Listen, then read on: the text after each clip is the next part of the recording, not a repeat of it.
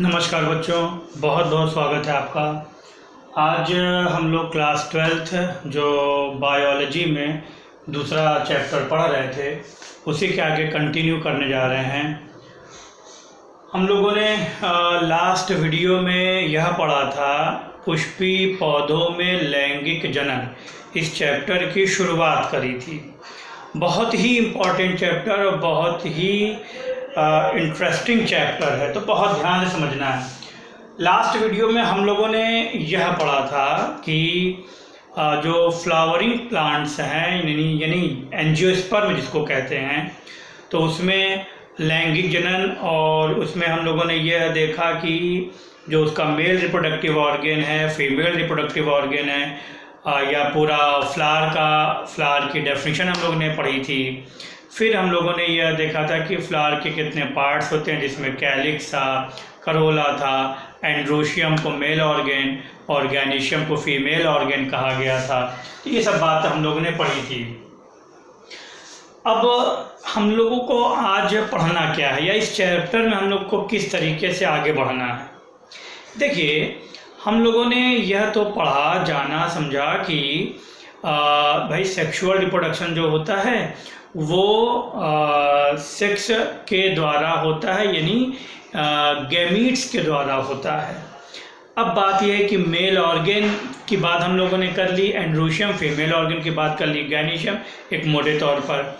अब बात यह आती है कि एंड्रोशियम के अंदर एंड्रोशियम का फिगर कैसा होता है, तो वह भी हम लोगों ने लास्ट टर्न पर देखा था, जिसमें देखा था कि एंड्रोशियम में दो मुख्य भाग होते हैं। एक ऊपर का एंथर होता है, नीचे का फिलामेंट होता है, बीच में कनेक्टिव वाला पार्ट था, लेकिन मैंने कहा था कि दो ही भाग आप याद रखिए। तो ऊपर का एंथर था, नीचे का फिलामेंट था। एंथर को जब हम लोगों ने सेक्शन में काट करके देखा, तो उसकी जब टीएस काटी थी तो यह भी बताया था कि एंथर के अंदर दो लोब होते हैं, एंथर द्विपालित होता है। तो कुल मिला करके एंथर के अंदर क्या स्ट्रक्चर होता है, उसका जो गैमीट है यानी पॉलन ग्रेन है वो कैसे बनता है, उसकी रचना कैसी होती है, उसका डेवलपमेंट कैसे होता है। इसी प्रकार से हम लोग फीमेल ऑर्गन यानी गैनीशियम के बारे में पढ़ेंगे। फिर उसके अंदर जो भी स्पोर होगा उसका डेवलपमेंट पढ़ेंगे, कैसे बनता है। फिर परागण पढ़ेंगे यानी पॉलिनेशन पढ़ेंगे कि कैसे मेल गैमीट फीमेल गैमीट तक पहुंचता है, किन किन माध्यमों से पहुंचता है।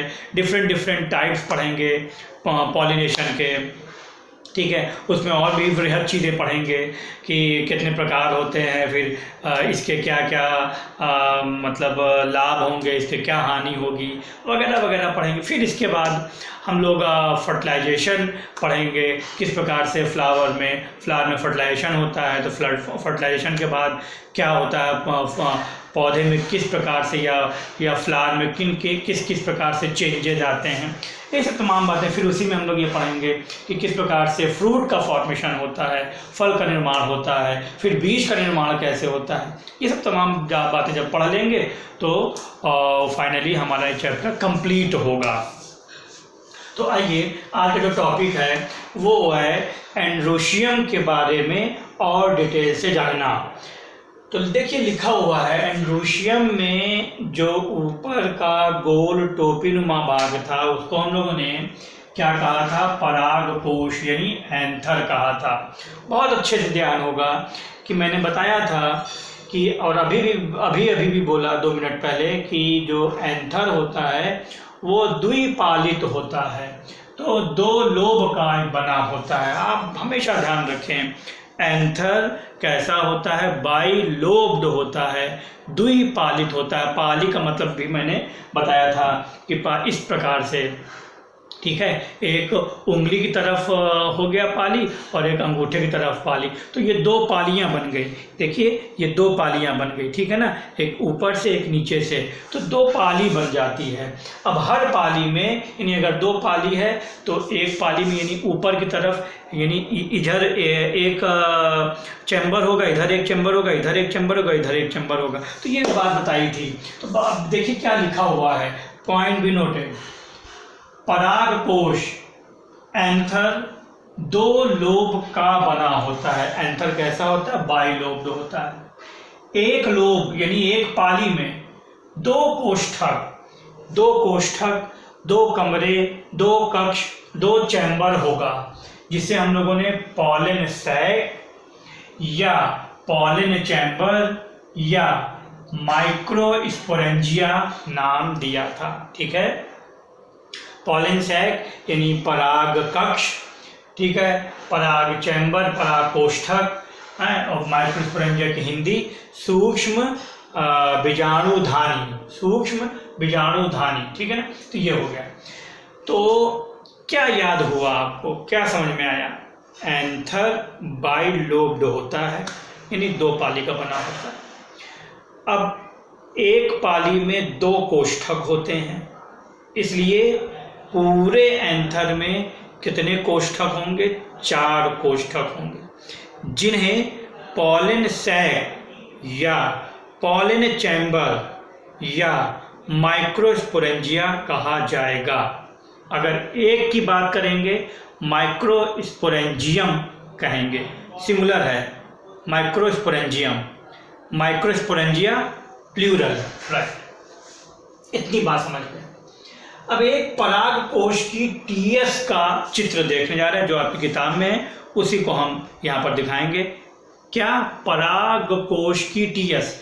पराग कोश समझ ही रहे हैं ना, पराग कोश क्या है? पराग कोश भाई, अगर हमने ये एंड्रोशियम बनाया था तो जो ऊपर का टोपीनुमा भाग है यही पराग कोश है। जब इसको क्षैतिज ऐसे काटेंगे, इस तरीके से काटेंगे, तो हमको क्या दिखाई पड़ेगा, ये हमको समझना है। अच्छा, क्या दिखाई पड़ेगा भाई? परागकोश द्विपालिक, अर्थात हर पाली के और हर पाली के अंदर दो दो चैम्बर, यानी 4 चैम्बर, यही मुख्य बात दिखाई पड़ेगी। आपकी किताब में एनसीईआरटी में पेज नंबर 23 में देखिए, मैं दिखाता हूँ आपको, ध्यान से जरा देखेंगे इसको। ये देखिए, ये एक पराग कोश की चित्र है, ये एक पराग कोश, एक एंथर के अंदर का फिगर है। अब देखिए, ये जो है एक पाली और ये दूसरी पाली। अब अगर चैम्बर की बात करेंगे तो एक ये कोष्ठक हो गया, एक कोष्ठक ये हो गया, 2 कोष्ठक, फिर इधर ये एक तीसरा कोष्ठक, फिर इधर ये एक चौथा कोष्ठक, यानी एक पाली ये और एक पाली ये, 2 पाली हो गई। और एक कोष्ठक ये हो गया, एक कोष्ठक ये हो गया, एक कोष्ठक ये, एक कोष्ठक ये, 4 कोष्ठक हो गए। इन सभी कोष्ठकों को, इन सभी कोष्ठकों को पॉलन सैक, पॉलन चैम्बर या माइक्रोस्पोरेंजिया कहा जाएगा। एक की बात करेंगे तो माइक्रोस्पोरेंजियम कहेंगे। अब आइए इसका फिगर देख लेते हैं।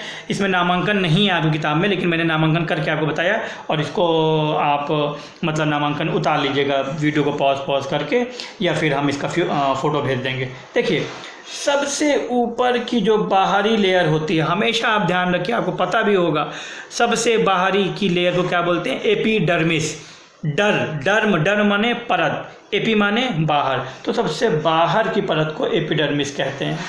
और फिर अंदर की परत को एंडोडर्मिस, क्या कहेंगे? अंदर की परत को एंडोडर्मिस कहेंगे, राइट। अंदर एंडो, ठीक है ना। और फिर बीच में एक वैस्कुलर बंडल होता है, ये बीच में ये आप देख रहे हैं, ये वैस्कुलर बंडल है, ठीक है ना। और जो ये आप छोटे छोटे ये जो गोल गोल रचनाएं देख रहे हैं, इसी को बोलते हैं पीजी परागकण या माइक्रोस्पोर बोलते हैं।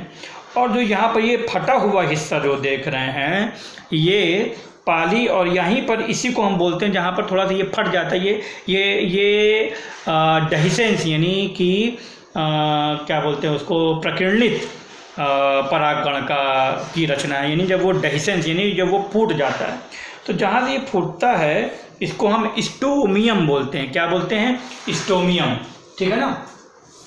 तो आपको यह ध्यान रहे कि एक परागकोश में, यानी एक एंथर में 2 पाली होती है, हर पाली में 2 चैम्बर होते हैं, इसलिए टोटल कितने हो गए? 4 चैम्बर हो गए। और आपने एपिडर्मिस, एंडोडर्मिस और वैस्कुलर बंडल और स्टोमियम और परागकण ये देख लिया। तो परागकण कहाँ होते हैं? उसी कोष्ठक के अंदर, यानी माइक्रोस्पोरेंजियम के अंदर, ठीक है ना। माइक्रोस्पोरेंजियम के अंदर माइक्रोस्पोर, माइक्रोस्पोरेंजियम क्या हुआ, माइक्रोस्पोर को धारण करने वाली, जो अपने अंदर माइक्रोस्पोर को धारण करे रहे उसे माइक्रोस्पोरेंजियम कहते हैं। ओके, अब बात आती है एक परागधानी, एक माइक्रोस्पोरेंजियम का डीपली स्ट्रक्चर देखने जा रहे हैं। अभी देखिए, अभी जो आपने ये फिगर देखा ये पूरा एक एंथर का फिगर था। अब क्या करने जा रहे हैं हम लोग, केवल एक पराग जो धानी है यानी जो माइक्रोस्पोरेंजिया है, एक माइक्रोस्पोरेंजिया मतलब एक को बोलेंगे तो माइक्रोस्पोरेंजियम बोलेंगे। एक माइक्रोस्पोरेंजियम, ये जो एक कोष्ठक है, इसकी डिटेल से रचना देखने जा रहे हैं। जो परिपक्व रचना है वो आपकी इस किताब में नहीं है फिलहाल, मैंने इसको बना करके रखा हुआ ऑलरेडी, इसको मैं बता दे रहा हूँ, समझा दे रहा हूँ। अभी हम लोगों ने क्या देखा, एक एंथर के अंदर की रचना देखी। अब एक एंथर के अंदर 4 कक्ष होते हैं, तो उसी एक कक्ष को हम डीपली देखने जा रहे हैं। वो एक कक्ष यानी सभी जो 4 कक्ष उनको कहेंगे क्या, माइक्रोस्पोरेंजिया कहेंगे। तो एक माइक्रोस्पोरेंजियम एक वचन हुआ, तो उसी एक माइक्रोस्पोरेंजियम का रचना देखने जा रहे हैं। देखेंगे एक माइक्रोस्पोरेंजियम, तो सबसे बाहर की लेयर एपिडर्मिस, ऑब्वियसली कोई बात ही नहीं है। अब डिटेल से इसकी रचना को डिटेल से करके दिखाया जा रहा है, तो इसमें कुछ और चीज़ें आ जाएंगी जो कि आपकी एनसीईआरटी किताब में नहीं मिलेगा। तो जो बीच की जो लेयर होगी, बीच की लेयर को एंडोथीसियम कहेंगे। क्या, एंडोथीसियम। बाहर की एपिडर्मिस, बीच की एंडोथीसियम। फिर जो बीच की एक ऊपर की हो गई एपिडर्मिस, और फिर उसके ठीक बाद की हो गई एंडोथीसियम, ठीक है ना। अंदर, एंडो का मतलब यहाँ पर, एंडोथीसियम का मतलब हो गया अंदर की लेयर। फिर उसके और नीचे जो लेयर मिलेगी वो 3-4 परत की होगी, उसको मिडिल लेयर बोलेंगे। क्या बोलेंगे, मिडिल लेयर बोलेंगे। और फिर उसके नीचे तो आप देख रहे होंगे ये लाल कलर से ये एपिडर्मिस, फिर उसके नीचे इस तरीके से बनाया गया है ये एंडोथीसियम। फिर उसके नीचे 2-3 परत की लेयर बनी होगी, 3 परत की बनी होगी, उसको बोलेंगे मिडिल लेयर। क्या बोलेंगे, मिडिल लेयर, ठीक है। अच्छा, अब इसके नीचे इस प्रकार से आप अगर देखें, यहाँ पर एक बार और से करके बना दे रहे हैं, इस तरीके से स्ट्रक्चर आपको मिलेंगे, और बीच बीच में इस तरीके से आपको ये रेड कलर से गोल गोल जो बनी हुई रचना है वो मिलेगा। तो ये जो है, ये इस रचना को टैपिटम क्या बोलते हैं, tapetum. Tapetum, what is meaning of tapetum, अभी बता रहे हैं, टैपिटम बोलते हैं। टैपिटम में अगर आप ध्यान से देखेंगे तो इस तरीके से हमने अंदर कई सारी रचनाएं ऐसे बना रखी हैं, ऐसे यानी कई सारे बिंदी बना रखी है, इनको हम न्यूक्लियस बोलते हैं। क्या बोलते हैं, न्यूक्लियस, ठीक है। और ये जो अलग से एक रचना बनी, इसको हम लोग क्या बोलते हैं, पॉलन ग्रेन। क्या बोलते हैं, पॉलन ग्रेन। तो इस रचना को भी आप अलग से देख लीजिए, और पास करके दिखा दे रहे हैं। अगर आप इस रचना को देखेंगे, ये है एक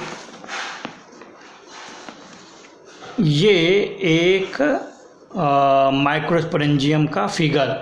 तो ऊपर की लेयर एपिडर्मिस, फिर बीच की एंडोथीसियम, फिर ये और अंदर की मिडिल लेयर, और फिर ये देखिए ये आपकी इस तरीके से ये सभी ये टैपिटम लेयर है। टैपिटम लेयर में कई सारे न्यूक्लियस आप देख रहे हैं, और फिर इस तरीके से ये आप माइक्रोस्पोर देख रहे हैं, यानी पॉलन ग्रेन्स देख रहे हैं। ये माइक्रोस्पोर हो गया, ये टैपिटम लेयर हो गई, ये मिडिल लेयर हो गई, ये एंडोथीसियम हो गई, और ये एपिडर्मिस हो गई। तो इस तरीके से एक रचना होती है माइक्रोस्पोरेंजियम की। ध्यान रहे, बहुत इम्पॉर्टेंट, इस बात को बिल्कुल दिमाग में रट लीजिए, कंप्यूटर के तरीके से बहुत अच्छी तरीके से याद कर लीजिए। टैपिटम लेयर मल्टी न्यूक्लिएटेड होती है। क्योंकि उसमें कई सारे केंद्रक आपने देखे। टैपेटम लेयर बहुकेंद्रकीय होती है, इस चीज को याद रखिए। और टैपेटम लेयर को नर्स सेल, क्या नर्स सेल कहते हैं। नर्सें, भाई नर्स का काम क्या होता है? मरीज की देखभाल करना, ठीक है, उसको खाना पीना खिलाना, दवाई देना, उसको उसकी रक्षा करना, कुल मिलाकर। तो यहाँ पर टैपेटम का भी वही काम होता है, नर्स सेल कहलाती हैं, क्योंकि ये जो पीजी है, पॉलन ग्रेन है या माइक्रोस्पोर है, इसको ये पोषण देती हैं, इसकी रक्षा करती हैं, इसको बढ़ते हुए पॉलन ग्रेन को पोषण प्रदान करती हैं, जिससे वो परिपक्व हो पाता है।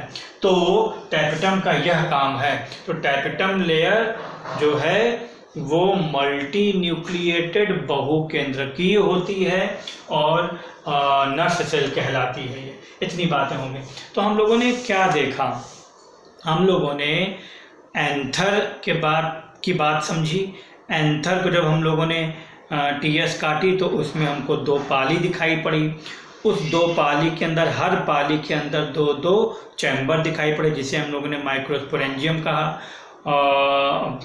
अब एक जो एंथर का फिगर हम लोग ने देखा, जिसमें 2 पाली और 4 कोष्ठक दिखाई दिए, उसमें परागकण भी दिखाई दिया, उसमें एपिडर्मिस, उसमें एंडोडर्मिस और ये सब चीज़ें दिखाई पड़ी। फिर अब एक जब हम लोगों ने सैक, एक कोष्ठक, एक माइक्रोस्पोरेंजियम की जब रचना देखी, परिपक्व माइक्रोस्पोरेंजियम की, तो इस प्रकार का दिखाई पड़ी, जो कि उस फिगर में नहीं दिखाई पड़ेगी। तो मेन बात क्या देखी कि जो ऊपर के लेयर एपिडर्मिस, फिर उसके बाद के लेयर को एंडोथीसियम, सबसे और बाद की लेयर को मिडिल लेयर, फिर सबसे नीचे की लेयर को टैपेटम और उसी के इर्द गिर्द माइक्रोस्पोर को देखा। तो टैपेटम लेयर क्या खास बात है कि उसमें मल्टी न्यूक्लिएटेड होगी, वो उसमें बहुत सारे केंद्रक बहुकेंद्रकीय होगी, उसको नर्स सेल बोलते हैं, और परागकण को वो पोषण प्रदान करती है। ये चीज़ें हम लोग ने देखी। अब आते हैं माइक्रोस्पोरोजेनेसिस। क्या? माइक्रोस्पोरोजेनेसिस। माइक्रो माने सूक्ष्म, स्पोरोजेनेसिस यानी माइक्रोस्पोर के जेनेसिस को, यानी माइक्रोस्पोर के फॉर्मेशन, निर्माण को माइक्रोस्पोरोजेनेसिस कहते हैं। माइक्रोस्पोरोजेनेसिस क्या है? माइक्रोस्पोर के निर्माण की प्रक्रिया को, कैसे बनने की प्रक्रिया को, निर्माण की प्रक्रिया को माइक्रोस्पोरोजेनेसिस, सूक्ष्म बीजाणु जनन कहते हैं। ठीक है, ये कहाँ होती है? ये एंथर के अंदर होती है, माइक्रोस्पोरेंजियम के अंदर होती है। ठीक है ना? तो अब हम लोग यही देखने जा रहे हैं कि माइक्रोस्पोरोजेनेसिस होती कैसे है, क्या है मतलब अब ये पूरा इसका डिटेल से फिगर और इसके बारे में जो भी इंफॉर्मेशन है वो हम लोग देखने जा रहे हैं। माइक्रोस्पोरोजेनेसिस है क्या? माइक्रोस्पोर के निर्माण को माइक्रोस्पोरोजेनेसिस कहते हैं। आइए देखते हैं। देखिए, कोई भी जो डेवलपिंग सेल, जब वो शुरुआत में, प्लांट की बात कर रहे हैं, जब वो शुरुआत में डिवाइड होती है, उसमें बहुत तेजी से विभाजन की क्षमता होती है, तो उसके टॉप पर, उसके एपेक्स पर, चाहे वो कोई भी हो, चाहे हम छोटा सा नन्हा सा पौधा है, उसके ऊपर, तने के ऊपर जो टॉप की सेल होगी, उसमें बहुत तेजी से वृद्धि होगी, ग्रोथ होगी, चाहे वो जड़ पर हो, चाहे वो पत्ती पर हो, चाहे कहीं पर भी हो। तो जो टॉप की सेल्स होती है, बहुत तेजी से डेवलपमेंट होता है, और इसको हम मेरिस्टेमेटिक सेल बोलते हैं। विभज्योतक ऊतक, क्या बोलते हैं? विभज्योतक ऊतक, मेरिस्टेमेटिक सेल बोलते हैं। तो यहाँ पर भी ऐसे ही होगा कि जो एंथर की जो टॉप की सेल होगी, तो वहाँ पर उसको बोलेंगे मेरिस्टेमेटिक सेल। तो मेरिस्टेमेटिक सेल, तो मेरिस्टेमेटिक सेल को ये मैंने बना दिया यहाँ पर, ये बहुत ढेर सारी अंदर मेरिस्टेमेटिक सेल हैं, और ऊपर चारों तरफ से ये एक एपिडर्मिस सेल से घिरी हुई है। तो ये एपिडर्मिस सेल हो गई और अंदर की मेरिस्टेमेटिक सेल हो गई। इनमें विभाजन की क्षमता आती है, बहुत तेजी से ये डिवाइड होती हैं, और इस प्रकार से ये डिवाइड होना शुरू हो जाती है। इनमें कुछ सेल बड़ी हो जाती हैं, तो मेरिस्टेमेटिक सेल से क्या बनती है, आर्कीस्पोरियल सेल। मेरिस्टेमेटिक सेल से आर्कियोस्पोरियल सेल, आर्कियोस्पोरियल सेल, आर्कियोस्पोरियल सेल। तो क्या होता है, इसी में मेरिस्टेमेटिक सेल में कुछ सेल बड़ी हो जाती हैं, थोड़ा आसपास की कोशिकाओं से बड़ी हो जाती हैं, इन्हें ही आर्किस्पोरियल सेल कहते हैं। यही भविष्य का निर्माण करेंगे। तो आर्किस्पोरियल सेल क्या है, जो मेरिस्टेमेटिक सेल है, जो चारों तरफ से एपिडर्मिस से घिरी हुई है, जिनमें विभाजन की गजब की क्षमता होती है, वो डिवाइड होने लगती हैं। उन्हीं में से कुछ कोशिकाएं बहुत बड़ी हो जाती हैं, उन्हें हम आर्किस्पोरियल सेल कहते हैं। ये आर्किस्पोरियल सेल आगे चल करके डिवाइड होती हैं। तो दो प्रकार से ये सेल बनाती है। आर्किस्पोरियल सेल जब डिवाइड होती हैं तो कुछ ऊपर की सेल और कुछ नीचे की सेल होती हैं। इनको अलग अलग नाम दे दिया गया, क्योंकि इनके अलग अलग बाद में फंक्शन हो जाएंगे, इसलिए इनको अलग अलग नाम दे दिया गया। तो आर्किस्पोरियल सेल दो भाग में डिवाइड हो गए। पहले आप इस चीज़ को याद कर लें, meristematic cell, archesporial cell. Archesporial cell दो भाग में डिवाइड हुई, primary parietal cell, primary parietal cell, प्राथमिक भित्ति कोशिका, प्राथमिक भित्ति कोशिका। फिर प्राइमरी स्पोरोजिनस सेल, प्राथमिक सूक्ष्म बीजाणु कोशिका। ठीक है, हिंदी थोड़ा सा मुश्किल हो जाती है, भूल जाती है, तो लेकिन ये चीज़ आप इंग्लिश में थोड़ा ध्यान रखें।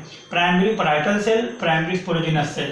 प्राइमरी पैराइटल सेल से ये जो फिगर आपने देखा था, एपिडर्मिस, मिडिल लेयर और एंडोथीसियम, ये शुरुआत की 3 लेयर, ओवरऑल 5 लेयर, 1, 2 और ये जो नीचे की जो 3 लेयर है। मिडिल लेयर 3 लेयर होती है, मैंने बताया था। मिडिल लेयर 3 लेयर और ये 4, 1 ये 5, ये 5 लेयर बनाती है primary parietal cell, epidermis, endothecium और मिडिल लेयर। और जो प्राइमरी स्पोरोजिनस सेल है वो टाइपेटम बनाती है और पीजी बनाती है, पोलन ग्रेन बनाती है। तो इस तरीके से होता है। तो अभी एक बार फिर से देखते हैं। मेरिस्टेमेटिक सेल जो कि जिनमें गजब की क्षमता होती है विभाजन की, चारों तरफ से एपिडर्मिस कोशिकाओं से घिरी रहती हैं।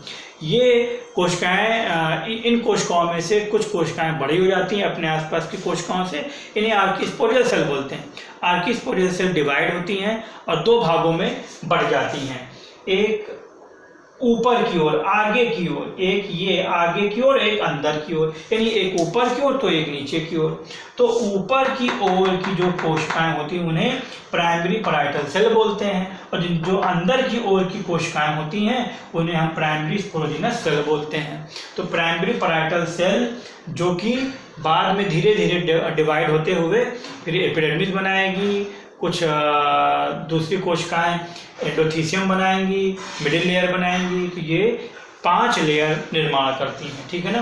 तो 1, 2 और ये 3 लेयर, तो 3 और 2 5 लेयर का निर्माण करती हैं प्राइमरी पैराइटल सेल। और बाद में प्राइमरी स्पोरोजिनस सेल जो होती हैं, वो जो नीचे की ओर होती हैं, वो टैपेटम और माइक्रोस्पोर यानी पीजी का निर्माण करती हैं। तो ये है। तो इस तरीके से आप इसको अगर इस चार्ट से, फ्लो चार्ट से याद रखेंगे तो आसान रहेगा। अच्छा, एक चीज़ और बताना भूल गए। देखिए, यहीं पर जब ये बड़ी हो जाती है तो ये ऊपर से यानी मिडिल से और इधर से थोड़ा सा ये दबती हैं, और इस जगह कोने कोने पर बहुत तेज़ी से विभाजन होता है। जैसे आप मान लीजिए कि अगर इस कोने से बहुत तेज़ी से डिवाइड हो और इधर से, तो ये क्या होगा, ऊपर उठेगा, तो इधर से वाला हिस्सा भी ऊपर उठेगा, तो बीच वाला हिस्सा धंस जाएगा। तो यही बाद में पाली का निर्माण करता है। तो अगर आप ऐसे देखें तो ये देखें, ये अगर इसको ध्यान से देख रहे होंगे तो ये हो गई आपकी एपिडर्मिस और ये पूरी मेरिस्टेमेटिक सेल। अब इसी मेरिस्टेमेटिक सेल में आप देख रहे हैं कुछ सेल बड़ी हो गई हैं, आर्किस्पोरियल सेल, इसको अलग से फ़ोटो में हम भेज देंगे। तो ये बड़ी हो गई हैं, इनको हम आर्किस्पोरियल सेल बोले। अब थोड़ा थोड़ा ये इस कोने से ज़्यादा तीव्र गति से ऊपर की ओर उठने लगती है, वृद्धि होती है। यहाँ पर हल्की सी कम वृद्धि होती है, तो इसीलिए ये पाली बन जाती है। ये 2 पालियाँ ऐसे बन जाती हैं, ठीक है ना। तो इस तरीके से 2 पालियाँ का निर्माण हो जाता है। फिर ये आप देख रहे हैं कि यहाँ पर ये एपिडर्मिस हो गई, फिर एंडोथीसियम, फिर प्राइमरी पैराइटल सेल और फिर ये प्राइमरी स्पोरोजिनस सेल, ये सब, और फिर इस तरीके से 4 चैम्बर, जब एक पाली इधर से एक पाली इधर से, तो ये 4 चैम्बर यानी पॉलन सैक के बन जाते हैं। तो आपको यही याद रखना है, इतना ही चीज़ याद रखना है। तो क्या याद रखना है? आपको ध्यान रखना है मेरिस्टेमेटिक सेल में विभाजन की क्षमता होती है, फिर उसमें से कुछ कोशिकाएं बड़ी हो जाती हैं जिन्हें हम आर्किस्पोरियल सेल बोलते हैं। आर्किस्पोरियल सेल में डिवीजन शुरू हो जाता है तो 2 प्रकार की कोशिकाएं बनती हैं। यहाँ पर एक प्राइमरी पैराइटल सेल बनती है और प्राइमरी स्पोरोजिनस सेल बनती है। Primary parietal cell epidermis, endothecium, middle layer बनाती है और स्पोरोजिनस सेल टैपेटम लेयर और पॉलन ग्रेन या माइक्रोस्पोर का निर्माण करती है। यहीं पर कुछ कोशिकाएं जो होती हैं, कोने पर कोशिकाएं जो होती हैं वो ज़्यादा तीव्र गति से बढ़ती हैं, जिससे कि पाली का निर्माण होता है। अर्थात आपको ये ध्यान रखना है कि 2 पाली बन रही है और 4 जो किनारे किनारे सैक बन रहे हैं। तो यह ध्यान रखना है बस, और इसमें इतनी ही चीज़ें हैं। तो आपको यह समझ में आया कि एंथर के अंदर क्या है।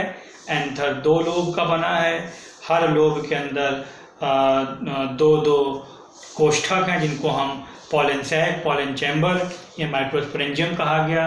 फिर एक एंथर का फिगर आपने देखा कैसा होता है, फिर एक माइक्रोस्पोरेंजियम का फिगर आपने देखा कैसा होता है, फिर माइक्रोस्पोरोजेनेसिस आपने पढ़ी कैसी होती है।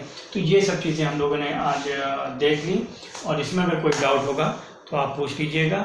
फिर आज के लिए इतना ही। फिर नेक्स्ट वीडियो में हम लोग इसके आगे चर्चा करेंगे कि माइक्रोस्पोर की रचना कैसे होती है।